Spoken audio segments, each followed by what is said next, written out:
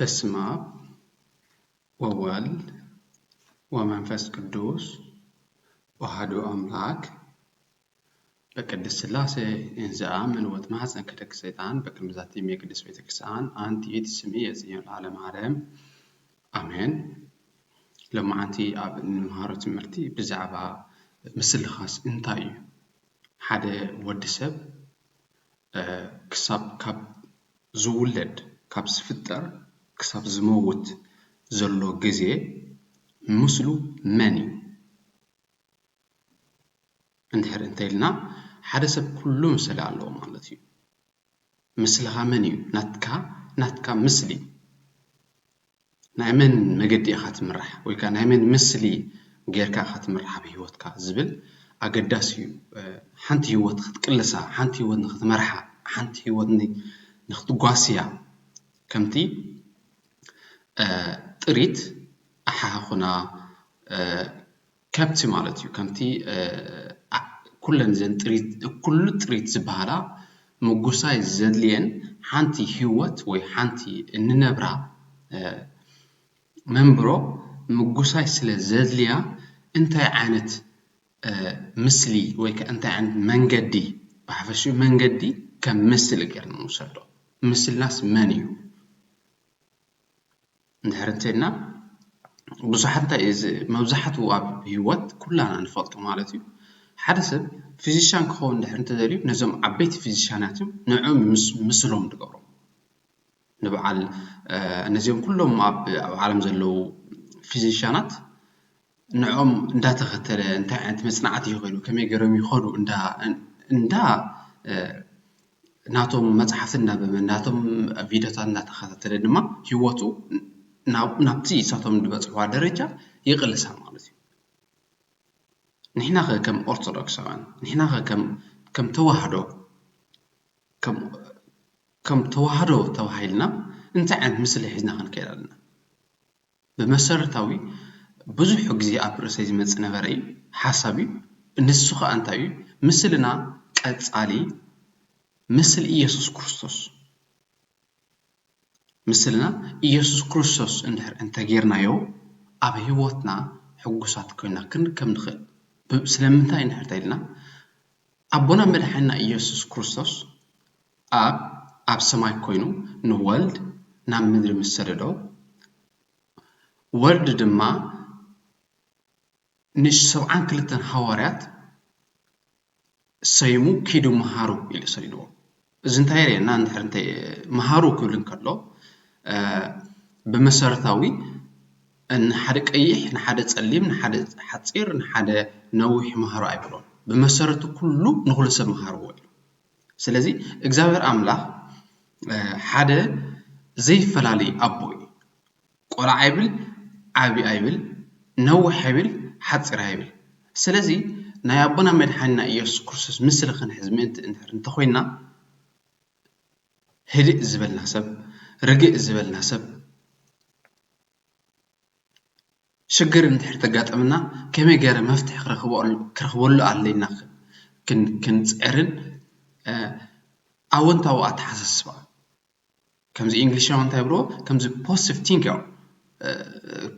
ቀፃሊ ኣወንታዊ ኣተሓሳስባ ተሓስብ እንድሕር እንተኮንካ ኣወንታዊ ድማ ትረክብ። ምክንያቱ ኣቦና መድሓኒና ኢየሱስ ክርስቶስ ዋላ ሓደ ንሓደ ነገር ብጀካ ፅቡቕ እምበር ሕማቕ ከይሰርሐ ካብ ዓለም ትፈልዩ 30 ዓመት ገይሩ ናይ 100 ዓመት ዝነበርካ ናይ 200 ዓመት ኣብዚ ናይ ሎሙ ዘሎ ኣቨሬጃዊ መንባር ኣብ ምድሪ ከባቢ 70-80-85 ክንነብር ንኽእል። ናይ ነዊሕ ዓመት ዝነበርካ ይኮነ ነተን ካብታ ዝወለት ከላ ነታ ዝተወለት ከላ ዓመት ብፅፉፍ እንድሕር እንተ ነቢርካያ ፅቡቕ ዝኾነ ሂወት ፅቡቕ ዝኾነ ስድራ ፅቡቕ ዝኾነ ሰብ ድማ ንኽትምህር ኣዝዩ ኣገዳሲ ይኸውን ማለት እዩ። ስለዚ ኣቦና መድሓኒና ኢየሱስ ክርስቶስ ምስልና ክኸውን ኣለዎ። ምስልና ማለት እዩ። ምስሊ ዝበሃል እታ ምስሊ ዝበሃል ብመሰረታዊ እንድሕር እንተ ኣስተቢልና ዓባይ መለውጥ ዘለትና ማለት እዩ። كل سب كل مالتي تتعنكفو أملاخ يبل أنت حميمو أملاخ يبل أنت تعوته أملاخ يبل إذا أنت يريك عند حرنتنا أزيو نجابر أملاخ معرخندي أقداس مخان معرخندي أبي ودنا مناتو دك سوات انتايو صبوق مسرخبنا صبوق مس بلعنا صبوق ገንዘብ مسرخبنا نأملاخ بتوتالي غزيان نسؤنلو كم دما نحنت مع النزا بقالات راي نابنا من حنا يسوع كريستوسكو بغنزب يمشيتو وتم ددحرو يزخدو زنبرو هيوت بغنزب دما غيرهم تاع شيطو مامنا موداتا ስለዚህ ናይ ተጓዓዝከ ይኮነ ኣብዚኻ ምስልና ኣቦና መድሓና ኢየሱስ ክርስቶስ ክንጓዓዝ ክንከይድ ብኡድማ ጸኒዕና ክንከይድ ብኡድማ ኣዚና ተሪርና ክንከይድ ንሕቲ ኮይና ስምዒት ዝበሃል ብስምዒት ዝበሃል ክንጓዓዝ ይብልና ብስምዒት ማለት ስምዒትካ ተራእይካ ንሓደ ሓውካ ትቀናሉ ኣቦና መድሓና ኢየሱስ ክርስቶስ ዘይቅን ኣቦይ ስለዚህ بسميت كلمة كي تردأك جيجات كبر جيجات الزرب جيجات قعس جيجات سجوم سلزي كل نجار بري سميت زي كونه برديت حد نجار تردي يا خمالتي حرسب كجاج زخون نجار حد نحط تجاجي زي تردأك عن حرتغين أوكي تحطه زياس هيتردأتن سلزي أبرهالي نحر أنت الكايو نغتردأ سايكولوجيكالي ناتكا اتحسسبا بمرداء تقبر لك مالت ترديها نحد نجر تقبره بسمعيت غير كان حال نجر نحر تقاسي هايو بقى نزخون نجر تحسب نزخون نجر تريو بسمعيت راي نهيوت كان تقلسان نحر تخونكا تتسمعيها سمعيت بسمعيت كان نحر تقويتكا تسقوم كلها كتوخا مسهوه كان ما جيجات فتريها بردي نحتوان كان ترديها هدي لك أتقبر النجر تناتو وتسيت تناتو ريزالت انت يخون أزيب بلوس يخون مالتي تاوي كتقبر النجر كتصان تاي جاي في تسمالك أتي عبز هون اللوط خلوه كان تخونه عقل خلوه كان لو طبعا خلوه كان له منات كله تبون نجر أملاخنا أبونا من حنا يسكرس أبزبان حزيل وزخين نبري سلازي أبوثاتي أديثاتي كم دما حواتي ناي أبونا من حنا يسوع كريستوس مثل حزنا عندهر انت خينا أب هوتنا نكلسا سبانا فتونا أبصرحنا قيح تسليم نوي حتصير كبرنا أب تمتنا كوم كله أب كوابينا زلو السبات نعنا فتونا نعنا فكرنا له مالتي بزي قدس نسو أفكيرك نسو تي سبزي تسأليك بزي قدس انت عارف نقبر لنا نحن خنفكر لنا اتسبزي شو تردي اوكي انا بأثاقي زلو خويلو اتسب مجي انا انت قبرنا اخل